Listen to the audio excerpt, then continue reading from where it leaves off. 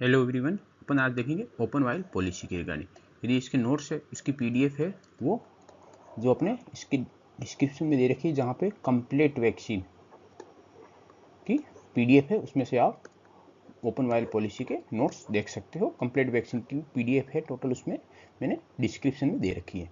इसमें अपन क्या क्या कवर करेंगे, सबसे पहले ओपन वाइल पॉलिसी क्या होती है, इसकी डेफिनेशन क्या है, फिर इसके कौन कौन से अवेलेबिलिटी ऑफ वैक्सीन, कौन से पाउडर फॉर्म में वैक्सीन कौन कौन से होते हैं, ठीक है, और लिक्विड फॉर्म के वैक्सीन कौन कौन से होते हैं, ओपन वाइल पॉलिसी कौन से टाइप के वैक्सीन में अपन फॉलो करते हैं, फिर अपन जैसे कोई पाउडर फॉर्म वैक्सीन इसमें कौन कौन से डाइल्यूएंट यूज करते हैं, ठीक है, और वो डाइल्यूएंट यूज करते हैं उसका करेक्ट स्टोरेज टेम्परेचर क्या होना चाहिए और उसको यूज कैसे करते हैं, इसके regarding upon one by one देखेंगे, कर सकते हैं। फिर एक इंपॉर्टेंट टर्म और आती है कि ओपन वाइल पॉलिसी क्या होती है।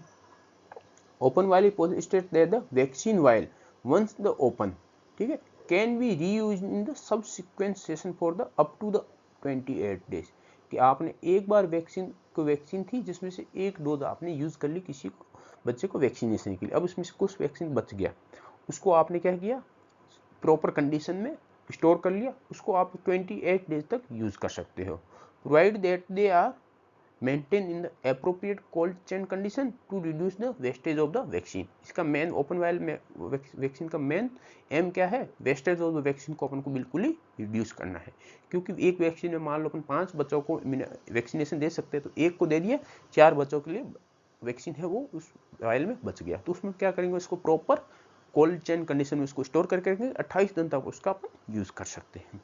अब कौन कौन सी कंडीशन है वो फुलफिल्ड होनी चाहिए जब भी अपन उसको एप्रोप्रिएट कोल्ड चेन कंडीशन में स्टोर करें, और कौन अपन उसको वापस 28 दिन तक यूज कर सके, उसके लिए अपन को कौन कौन सी कंडीशन वो फुलफिल करने जरूरी है। Expiry date has not been pass, expiry date है वो यदि पास हो गई एक्सपायरी डेट कंप्लीट होगी, उसके बाद अपन वैक्सीन को यूज नहीं कर सकते।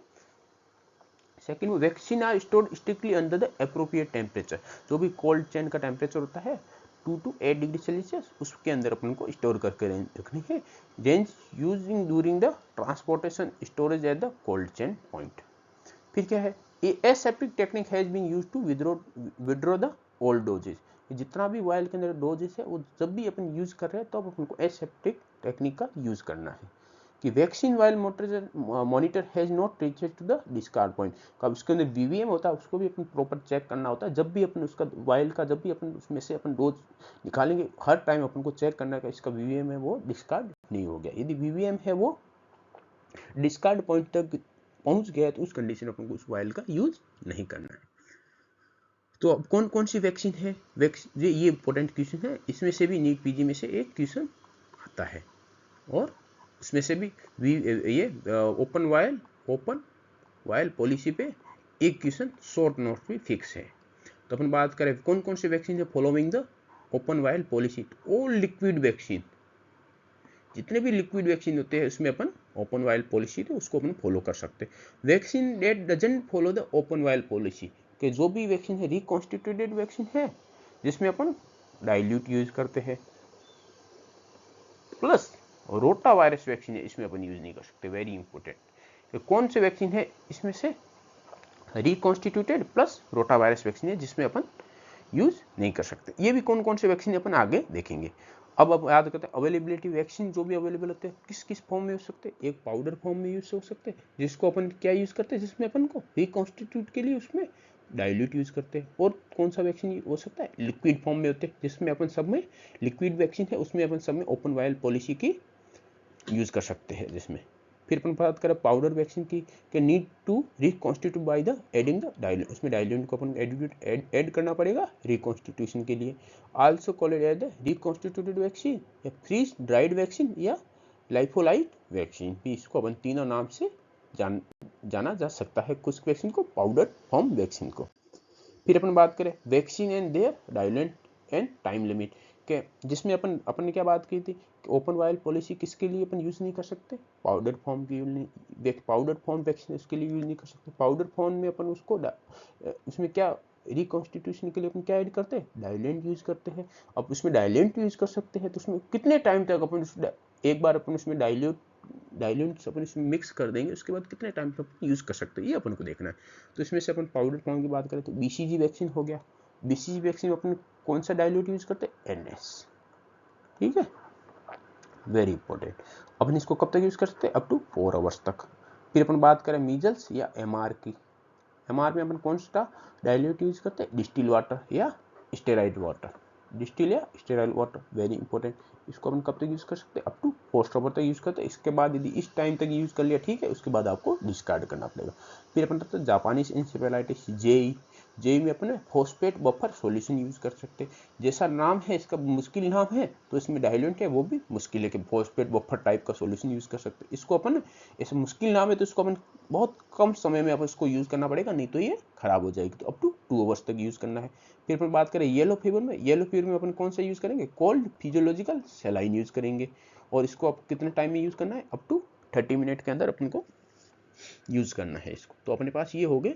तो अपने पास एक तरह से अपन देखा तो पाउडर फॉर्म वैक्सीन के अपने पास 4 एग्जाम्पल हो गए, BCG, MR, JE plus yellow fever. इन चारों में कौन कौन सा डाइल्यूट यूज़ करें, ये वेरी इंपॉर्टेंट है, उनको नाम याद होने चाहिए और कितने टाइम तक यूज़ कर सकते हैं। ये अपना हो गया कि कौन कौन से पाउडर फॉर्म वैक्सीन थे, उसमें कौन कौन सा अपन डाइल्यूट यूज़ करते हैं और कितने टाइम तक डाइल्यूट यूज़ करने के बाद कितने समय के अंदर अंदर अपन को वैक्सीन को यूज़ करना है। फिर अपन बात करें कि कौन कौन से लिक्विड वैक्सीन है, जिसमें अपन क्या फॉलो करते हैं, ओपन वायल पॉलिसी। अपन किस में फॉलो करते हैं, ओपन वायल पॉलिसी। जो भी लिक्विड एसिड वैक्सीन है उसमें अपन ओपन वायल पॉलिसी फॉलो करते हैं। तो इसमें से कौन कौन से हो गए, T सीरीज वैक्सीन हो गए, जिसमें कौन से पेंटावैलेंट वैक्सीन हो गया, हेपेटाइटिस B वैक्सीन हो गया, TD हो गया और DPT हो गया। तो ये सब T सीरीज वैक्सीन, इसमें अपन ये कौन सी वैक्सीन है, लिक्विड फॉर्म है, इसमें अपन कौन सी यूज़ कर सकते हैं, ओपन वायल पॉलिसी यूज़ कर सकते हैं।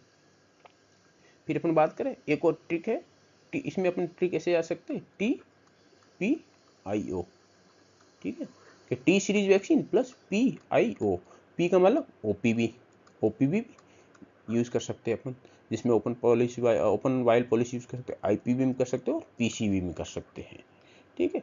तो ये हो गया कि अपन लिक्विड वैक्सीन के एग्जांपल हो गए। इसमें अपन ओपन वायल पॉलिसी है वो यूज़ कर सकते हैं, मीन्स द अपन एक बार ओपन करने के बाद 28 डेट तक अपन यूज़ कर सकते हैं। यदि वो कंडीशन अपन ने देखी थी, यदि वो 4 to 5 कंडीशन उसको फुलफिल कर पा रहा है तो इस कंडीशन में अपन इसको 28 दिन तक अपन यूज़ कर सकते हैं। फिर अपन बात करेंगे correct storage and use of the dilute, अपन कौन कौन से डाइल्यूट का कैसे स्टोर करेंगे कि डाइल्यूट को भी तो स्टोर करके रखना पड़ेगा।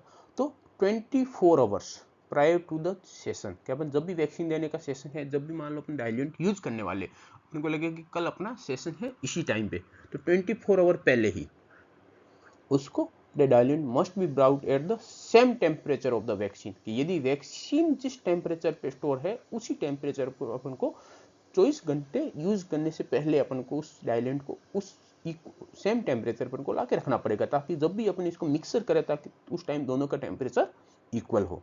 For this the dilute had to be store in the ice line refrigerator और डोमेस्टिक रेफ्रिजरेटर, जहाँ पे आईएलआर है, ice line refrigerator means ILR, इसका भी टेम्परेचर कितना होता है 2 to 8 डिग्री सेल्सियस होता है। तो इसमें अपन को लाके स्टोर करना, फ्रीजिंग कंडीशन से बाहर निकालना है डाइल्यूट को, otherwise it's can lead to the thermal shock and baby can die. यदि ये अपन गलती कर सकते हैं तो इसकी वजह से बेबी को थर्मल शॉक आ सकता है, बेबी डाई हो सकता है, क्योंकि अपन ने जो वैक्सीन प्लस डाइल्यूट मिलाया उनका दोनों का टेम्परेचर इक्वल नहीं है, उस कंडीशन में थर्मल शॉक आने का चांसेस बहुत हाई है।